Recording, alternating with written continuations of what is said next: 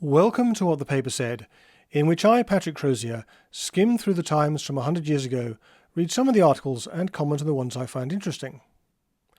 In this episode, the week ending the 30th of November 1924, why you shouldn't trust everything newspapers tell you, why gangsters shouldn't hang around in florists, Britain issues an ultimatum, which has a familiar ring to it, but don't worry, it's okay when we do it.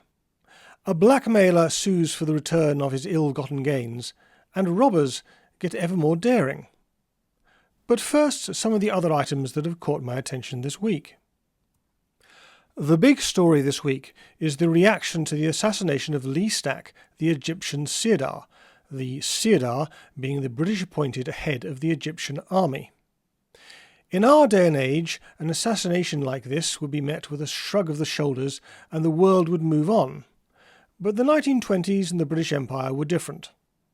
The British government issued an ultimatum to the Egyptian government demanding an indemnity of £500,000 along with the suppression of anti-British propaganda and a number of demands related to Sudan which I can't claim to understand. The Egyptian government, led by Zaghlul Pasha, paid the indemnity and agreed to suppress demonstrations, but failed to comply with other demands and resigned. In retaliation, the British Army has taken control of the customs houses at Alexandria. If £500,000 sounds a lot, well it is. Try 200 million in today's money.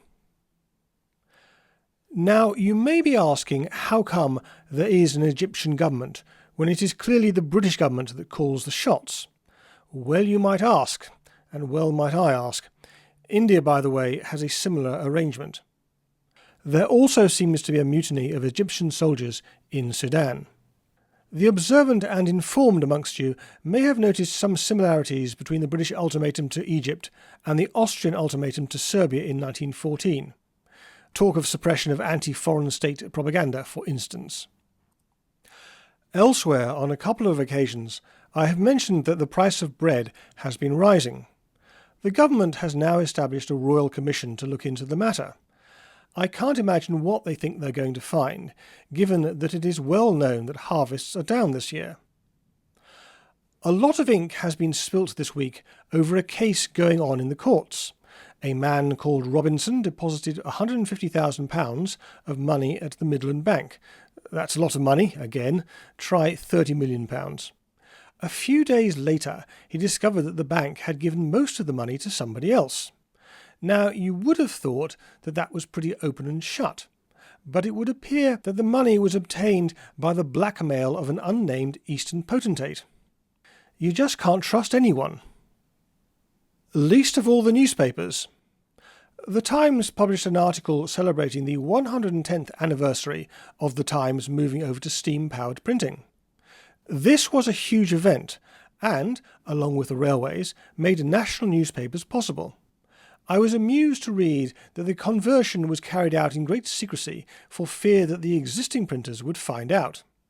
Listeners of a certain age will recall that much the same happened in the 1980s when News International, owners of the Times, went over to a much more responsive and much less labour-intensive system. The widened City and South London line is about to be reopened. The City and South London was the world's first deep-level tube. But the dimensions were very small, meaning the carriages also had to be small. Yes, smaller than modern-day tubes. This meant all sorts of problems with interoperability, so, at great expense, some of which was provided by the government in the form of loans, they widened the tunnels. They are also reducing the fares.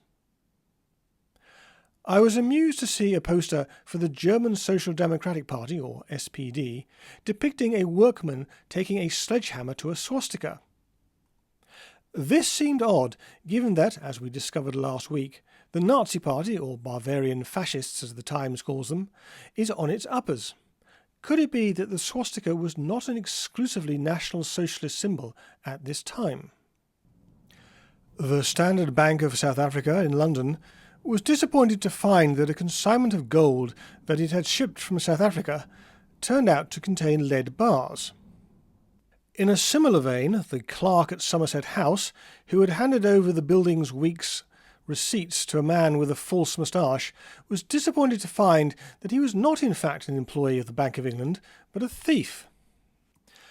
In last week's episode I mentioned the case of Kate Meyrick, the Soho nightclub owner, who had been jailed for serving alcohol after hours. She has now received a fine of £25 for allowing dancing without a licence. At the beginning of this year there was a transport strike in London, and the government responded with a bill to regulate, boo hiss, buses and trams. This was subsequently passed, and with their new powers, the police have decided to renumber some bus routes. Worse will be to come. Talking of worse to come, it would appear all is not well in Chicago, as the Times' New York correspondent chronicles. In Chicago the other day, they buried a murdered thug as they would have buried a national hero. In America? Couldn't happen today. Oh, hang about.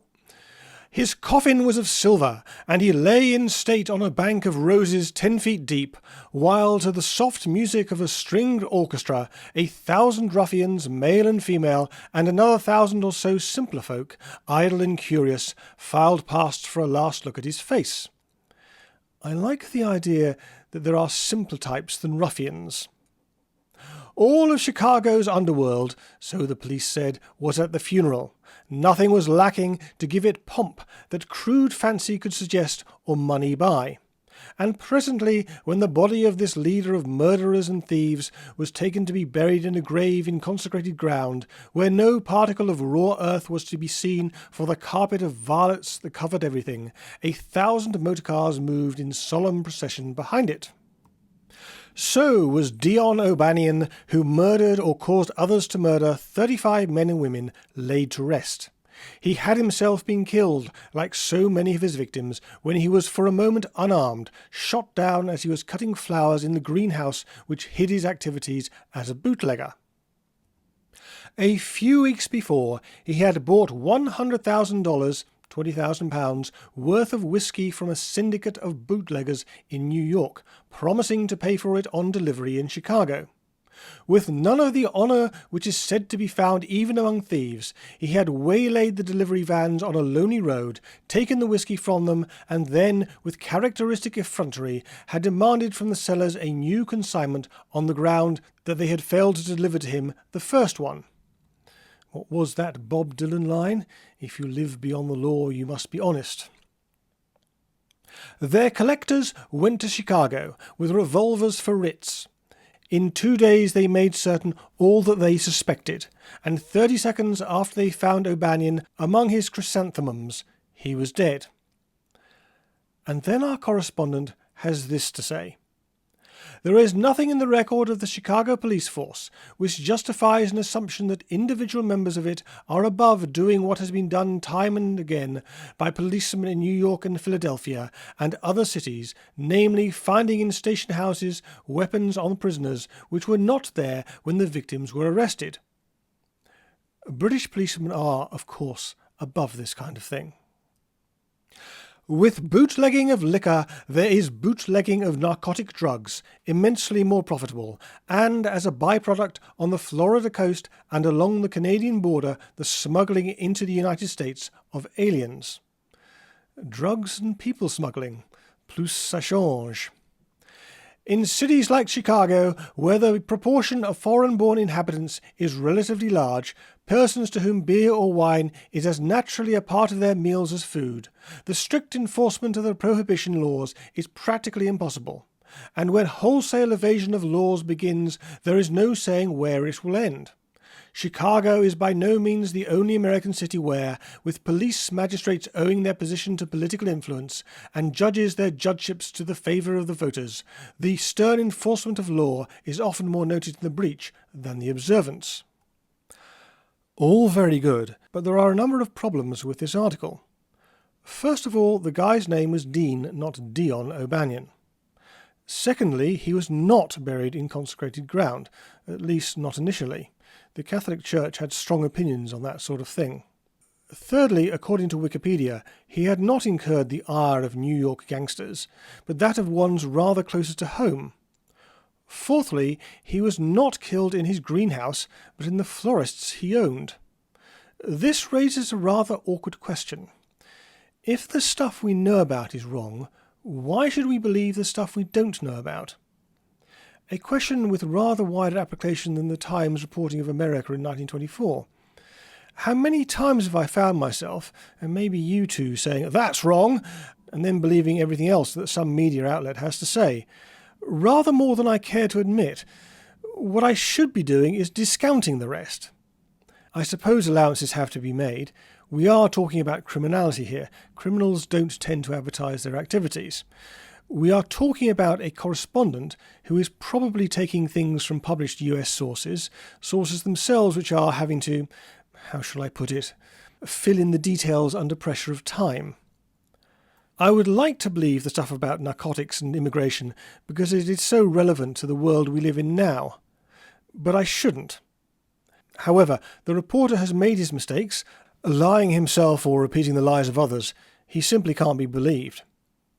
I'm intrigued by his comments on elected judges. This may explain why Al Capone was convicted in a federal rather than municipal court. But again, all these remarks had to be taken with a grain of salt. Anyway, that's all for this week. If you like what you hear, please give it a like and or a subscribe if you're logged in, that is. Or type words into the comments. At this point I usually say I aim to have something up next week, which I do, but it's not looking great.